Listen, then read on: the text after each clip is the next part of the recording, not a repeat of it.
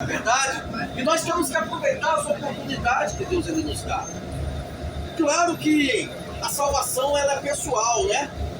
Cada um vai escolher o que é melhor para si, não é verdade? A salvação ela é individual, mas mesmo assim Deus ele sempre está nos convidando a tomar posse da salvação.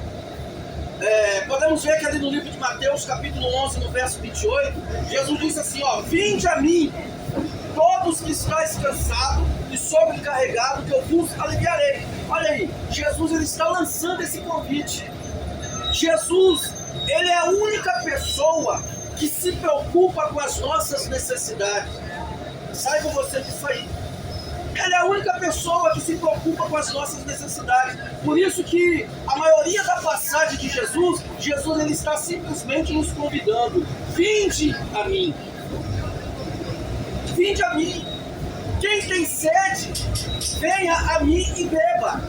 Tem uma passagem também escrita lá no livro da Bíblia. Tem essa passagem lá escrita. Quem tem sede, venha a mim e beba. Olha aí Jesus aí nos convidando mais uma vez. Porque tem muitas pessoas aí que rejeitam a salvação eterna, pessoal. Não devemos trocar a nossa salvação eterna pelas coisas passageiras desse mundo. Tudo o que tem neste mundo vai passar. Tudo. Aquilo que é lançado no meio da sociedade, aquela moda, né? Que é lançada para poder atrair as pessoas, isso aí vai passar. Mas a palavra de Deus não, essa aí nunca passa. Por isso que tem uma passagem lá na Bíblia que fala o seguinte: passará céu e terra, mas as minhas palavras não passarão. Então tudo isso aqui vai passar. Por isso que nós não devemos trocar a nossa salvação pelas coisas deste mundo. Tem uma passagem na Bíblia Sagrada, lá no livro de Amós, capítulo 8, no versículo 11, está escrito o seguinte: eis que vem dias, assim diz o Senhor, que eu enviarei fome sobre a terra, não fome de pão e nem sede de água, mas sim de ouvir as minhas palavras. Está vendo aí? Vai chegar esse dia. Essa escassez espiritual vai chegar sobre a terra. Essa falta das pessoas ouvirem, ou seja, essa falta da palavra de Deus, a falta da palavra de Deus vai chegar sobre a terra. Por isso que está escrito lá, né?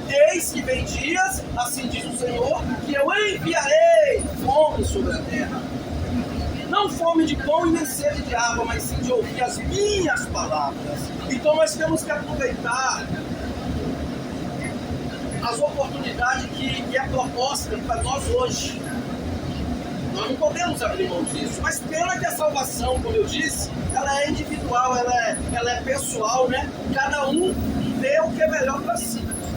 Não é verdade? Na época de Noé não foi diferente.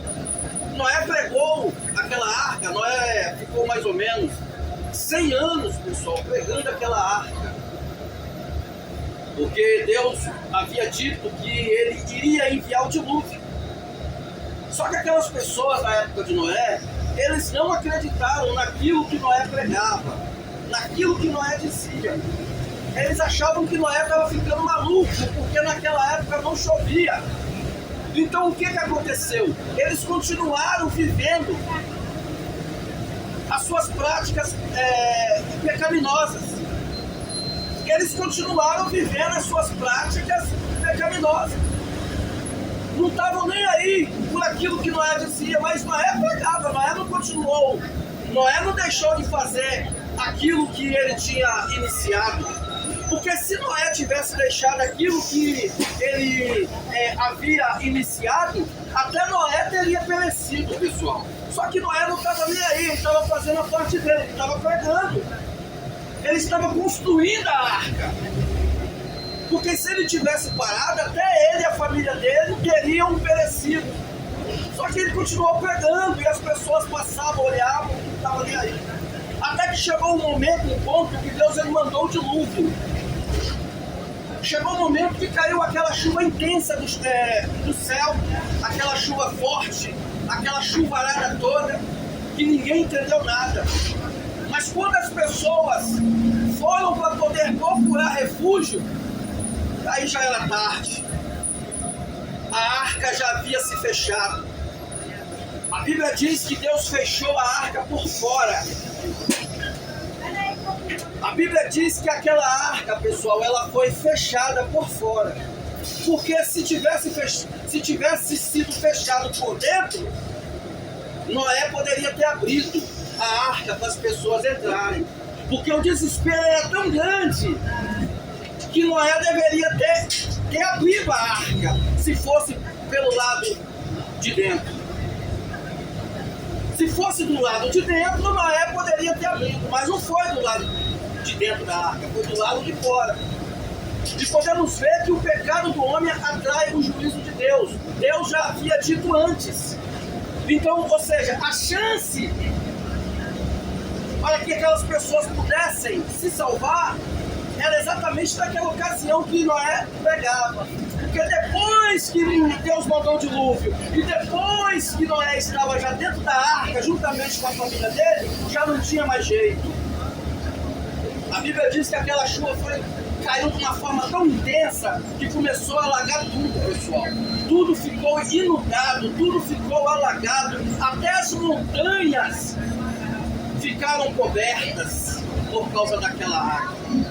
Então, pessoal, fica aqui esta palavra para o coração de cada um de vocês refletirem nessa tarde. Jesus Cristo está voltando.